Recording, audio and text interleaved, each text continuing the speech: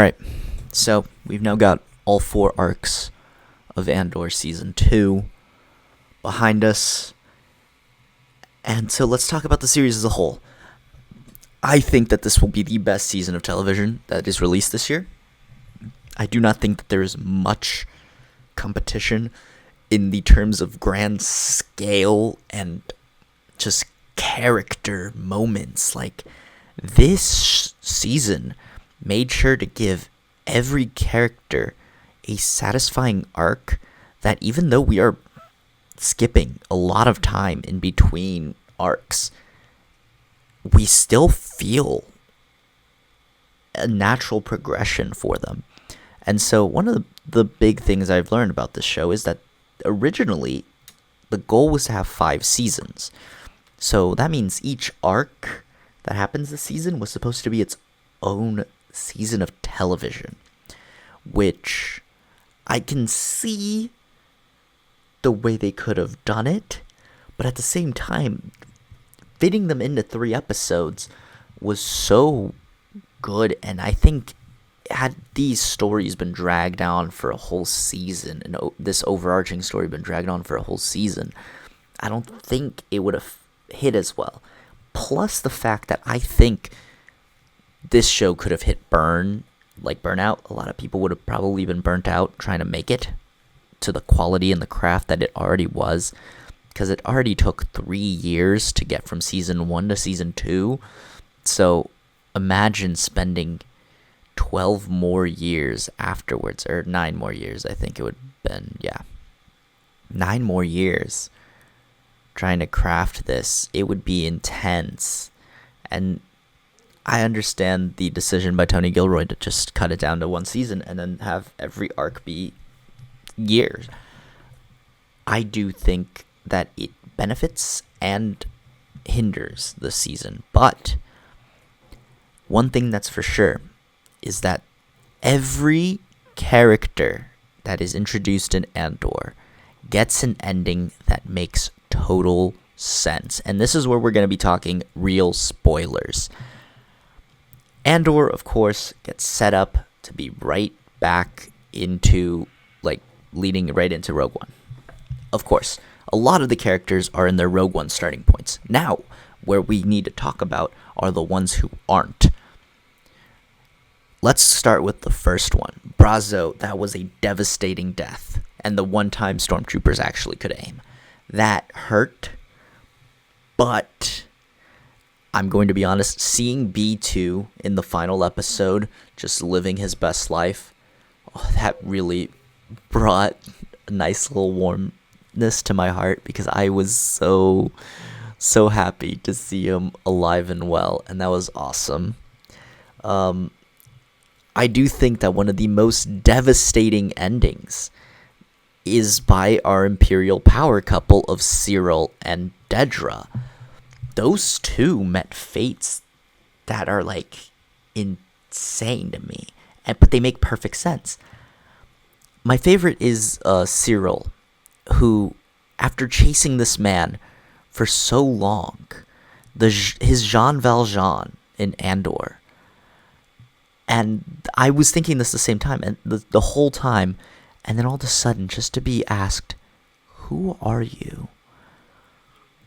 Bringing back to the Thanos to Wanda meme, that was devastating. This man dedicated his whole life and career to the search of this man, and the man didn't even recognize him. They met face to face, and it's just insane how the obsession just controls you, and the way it leads to Cyril's downfall.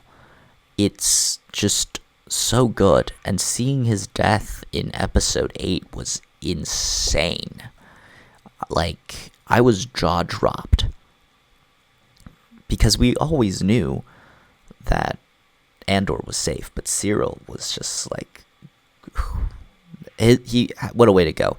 And Dedra, after spending so much time hunting access just for her to fly too close to the sun, and end up being taken as a potential ISB mole after all of that. And not only taken, but then imprisoned on Narkina 5 is insane storytelling and insane way to link it together. She reached her hubris, and instead of listening to all the advice that everyone throughout the show has given her, saying, hey, careful, you are reaching way too high, you are going to mess up and something will happen. And the way they just put it together by imprisoning her at the end because they believe she's a rebel spy is crazy good writing. And the way to also just, again, put it in Narkina 5 is great. I am also going to share how immensely surprised I am that Willman survived the show. I'm happy he got his ending. Vel, I'm happy she survived as well, and they fight on in the background with the rebellion. Like, there are some of these characters that you really just sort of expected them to perish because, well, it's what Rogue One did. And sorry for the spoiler of this near 10-year-old movie now, but Andor dies. And one of the craziest parts about it is that now you see the Andor and Jyn hug in a completely new light after seeing this second season, as Andor left a child behind that he will never get to meet. And I just read in this server that I'm in how Kanan and Cassian are the two who left a legacy that they will never get to really know. And that is even more heartbreaking than the ending already was. Seeing everything happen in Andor and seeing how it's like poetry, it rhymes. Rogue One and Andor create this great, I guess, 1, 2, 3 punch, because Andor is 2 seasons, like, of Star Wars storytelling that I really appreciate because it likes the world of Star Wars, but instead of feeling condensed, it expands upon it. And that's what we need more of in Star Wars. Not stuff that just fits the status norm that was created all those years ago, like near 50 years ago. We need stuff that expands what's already there, which is why I love this show and I love Rogue One. And honestly, Rogue One might now move up to be my second favorite Star Wars movie because of Andor. Much like how the Clone Wars animated show enhances the prequel trilogy, Andor enhances the in-between-quel, because it is a prequel, but it's also a sequel to the prequels. And it's just insane. It's just so good that I'm talking for so long here because no one else that I talk to on a day-to-day basis has seen season 2 yet, and it's been driving me insane because I just need to talk about everything, like the Gorman massacre and how insane it was to see that in film, how insane it was that Luthen literally predicted it and called it, and the way he goes out, I just think that it would have been maybe a little bit more Luthen to have gone out in an explosion, but at the same time, his more calm, meticulously crafted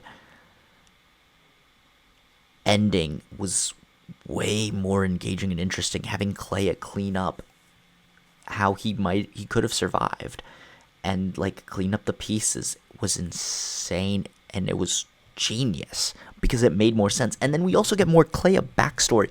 I'm just going off on so many tangents now because there's so much to talk about that this show does, and it's all just tiny little character moments that are perfectly normal.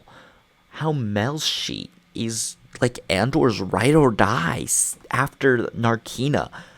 Like, once he gets on Yavin, they're like buddy, like just like in prison, and they were ready for everything that was thrown at them. That was just insane television. I cannot believe it. I'm just chef's kiss. Thank you for the fantastic ride. I'm sad it's over, but I'm happy it happened. So that is my thoughts on Andor as kind of a whole, and season 2 specifically, and all of its like more detail oriented moments, and how it is just an expertly written tragedy. Fantastic stories. Fantastic show. Best season of the year. Best show of the year. I cannot be more happy that I was here to live through it all. So that is it.